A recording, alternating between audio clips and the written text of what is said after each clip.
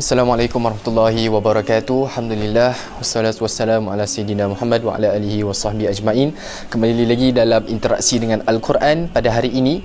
Dan kalau siapa yang bersama-sama dalam perbincangan saya sebelum ini, kita ada membincangkan bagaimana ayat Al-Quran ini Allah Subhanahu Wa Taala menyebutkan sebagai kitabun anzalnahu ilaika mubarak. Sifat Al-Quran ini akan sentiasa datangkan keberkatan dalam kehidupan kita, keberkatan dalam masa, keberkatan dalam tindakan kita, amal kita. Semua perkara yang kita mahukan dalam kehidupan mesti kita mahukan keberkatan. Lalu ayat itu tidak habis setakat itu, tuan-tuan dan puan, ikhwati fillah yang dirahmati Allah Subhanahu Wa Taala. Mungkin barangkali kita tak pernah merasakan keberkatan apabila kita membaca Al-Quran ataupun kita mendengar Al-Quran, kita menyentuh Quran dan sebagainya. Kerana ada syarat untuk kita nak bagi rasa adanya keberkatan daripada Al-Quran ini. Sama Allah Subhanahu Wa Taala dalam ayat itu, kitabun anzalnahu ilaika mubarak liyadabbaru ayatihi waliyatadzakkara ulul albab. Al-Quran ini diturunkan sebagai satu perkara yang mendatangkan keberkatan bagi mereka yang melakukan dua perkara.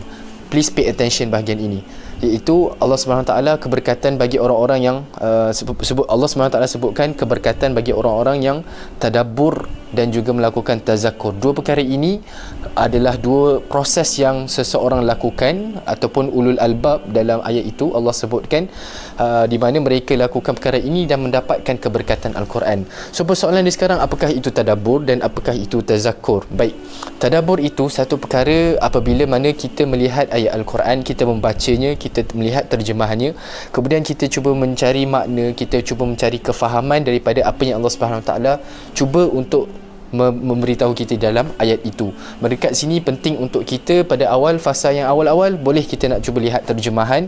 Cumanya lebih elok sekiranya kita dapat tambah baik dengan melihat tafsir-tafsir yang para ulama mufassirin Al-Quran cuba untuk terangkan bagaimana ayat itu mendatangkan makna ataupun petunjuk di dalam kehidupan kita. Itu adalah proses tadabbur. Itu kita cuba mencari apakah perkara yang kita faham berkaitan dengan ayat yang kita sedang bacakan. Itu adalah tadabbur. Kemudian kita tak boleh berhenti setakat itu, tuan-tuan dan puan, ikhwata fillah yang dirahmati Allah. Kita kena melakukan proses yang seterusnya yang dinamakan sebagai tazakkur.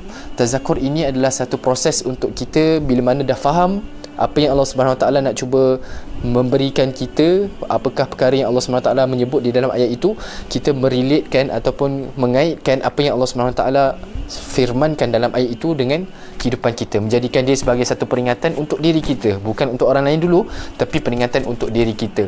Maka bila mana kita melihat setiap ayat Al-Quran itu, kita faham dan kita cuba kaitkan dalam sisi-sisi kehidupan yang kita boleh kaitkan dalam kehidupan kita, maka dengan itulah kita akan cuba untuk amalkan selepas itu yang akan menyebabkan kita dapatkan keberkatan, merasai bagaimana Al-Quran ini datangkan kemanisan dan keberkatan dalam kehidupan kita.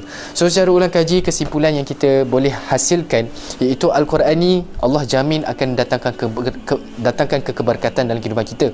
Cumanya adakah kita telah melakukan dua proses ini, iaitu tadabbur, proses dalam kita nak cuba faham apakah intipati apa yang Allah Subhanahu Wa Taala nak firmankan, dan yang kedua, adakah kita telah tazakkur, memperingatkan diri kita sisi-sisi kebaikan, sisi-sisi penambahbaikan yang kita boleh lakukan sebab kita cuba nak fahamkan ayat Al-Quran tadi daripada proses tadabbur.